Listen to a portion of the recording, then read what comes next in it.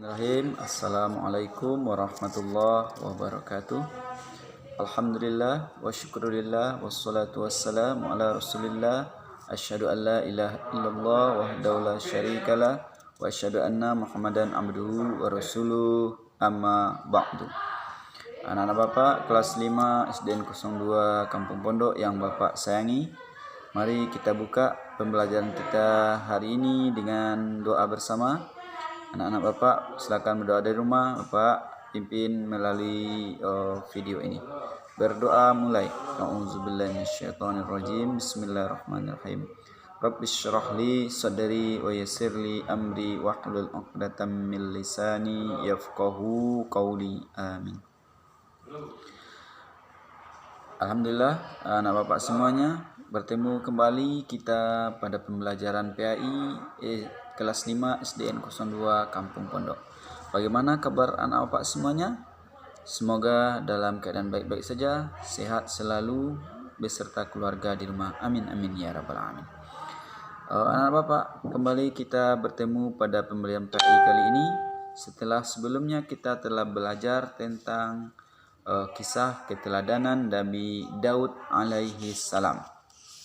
Semoga anak-anak Bapak sudah memahami kisah teladan Nabi Daud alaihissalam. Apa yang perlu kita teladani dari Nabi Daud, apa-apa saja mukjizatnya, tentunya anak-anak Bapak telah memahaminya karena telah belajar pada pembelajaran sebelumnya. Nah, hari ini kita akan fokus kepada pembelajaran kisah teladan Nabi Sulaiman alaihissalam. Anak-anak Bapak yang Bapak sayangi, siapa itu Nabi Sulaiman? Nabi Sulaiman alaihissalam adalah salah satu Nabi dan Rasul 25 yang wajib kita ketahui setelah Nabi Daud. Nah, sekarang apa hubungan Nabi Sulaiman dengan Nabi Daud alaihissalam? Hubungannya adalah Nabi Sulaiman alaihissalam ini adalah putra dari Nabi Daud alaihissalam.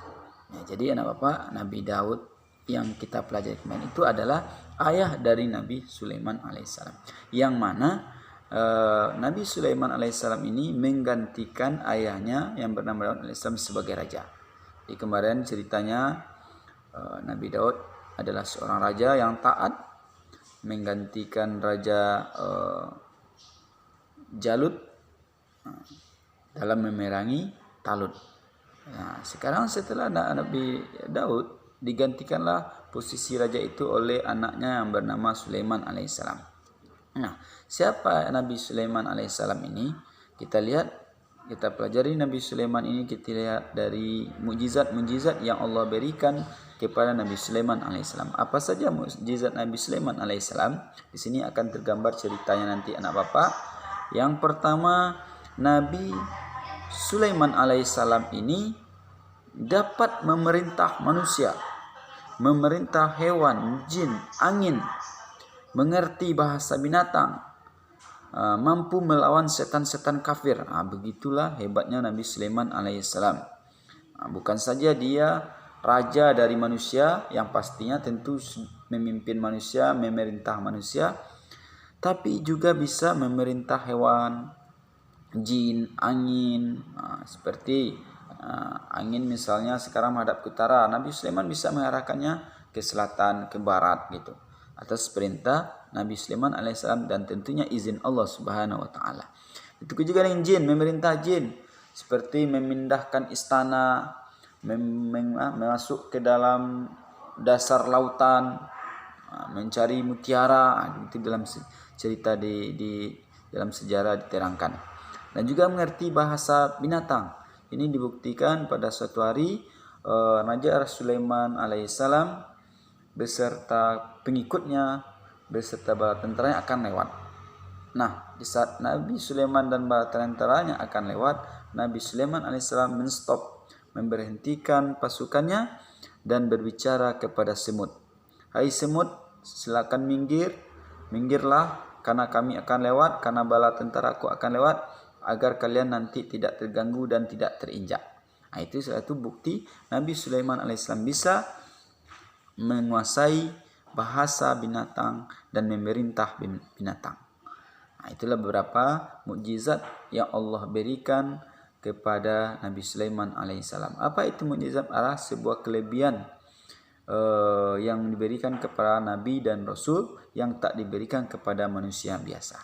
Anak-anak Bapak yang Bapak sayangi, itulah mukjizat dari Nabi Sulaiman alaihissalam.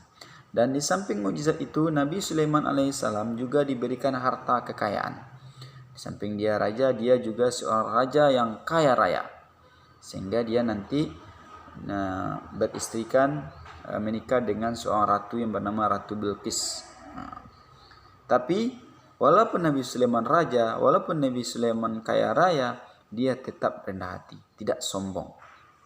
Jadi Nabi Sulaiman ini walaupun dia kaya, banyak harta, banyak pengikut, bisa menguasai banyak hal, dia tetap rendah hati, tetap tidak sombong, dan tetap patuh kepada Allah, tunduk kepada Allah Subhanahu wa taala.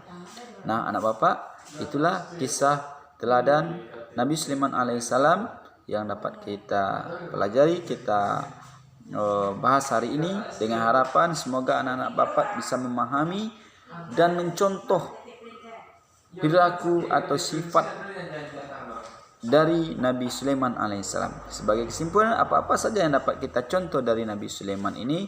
Pertama, dia kaya raya. Kita sebagai muslim dianjurkan bekerja dan dianjurkan berusaha. Carilah harta sebanyak-banyak untuk kebaikan. Seperti Nabi Sulaiman, walaupun dia kaya, tapi dia tetap rendah hati, digunakan untuk kebaikan. Jadi itu, dan tetap patuh taat kepada Allah Subhanahu wa taala. Anak-anak pernah juga dengar kisah Nabi Ayub alaihissalam kan di kelas 4 dulu. Nabi Ayub alaihissalam kaya dan saat miskin sekalipun tetap taat kepada Allah Subhanahu wa taala. Begitu juga dengan Nabi Sulaiman. Walaupun dia kaya raya, walaupun dia seorang raja, tapi tetap beribadah, tetap taat kepada Allah Subhanahu wa taala. Hal ini dijelaskan dalam Al-Qur'an surah An-Naml ayat 15 sampai 44. Itu panjang ceritanya di sana anak Bapak. Silakan anak buka Al-Qur'an, baca terjemahannya. Di sana terdapat cerita Nabi Sulaiman alaihissalam. Dan mukjizat Nabi Sulaiman alaihissalam yang sebagaimana yang telah kita sebutkan tadi, dapat kita simpulkan Nabi Sulaiman itu dapat memerintah manusia, hewan, jin, angin, mengerti bahasa binatang, dan bisa menguasai atau memerintah setan-setan kafir atau mengalahkan setan-setan yang kafir. Itulah pembelajaran kita tentang kisah teladan Nabi Sulaiman alaihissalam pada hari ini. Semoga anak-anak Bapak dapat memahami dan mencontohnya hendaknya. Amin, amin ya rabbal alamin. Demikian kita akhiri dengan doa. Subhanakallahumma wa bihamdika asyhadu an la ilaha illa anta astaghfiruka wa atubu ilaik. Walhamdulillahirabbil alamin. Assalamualaikum warahmatullahi wabarakatuh.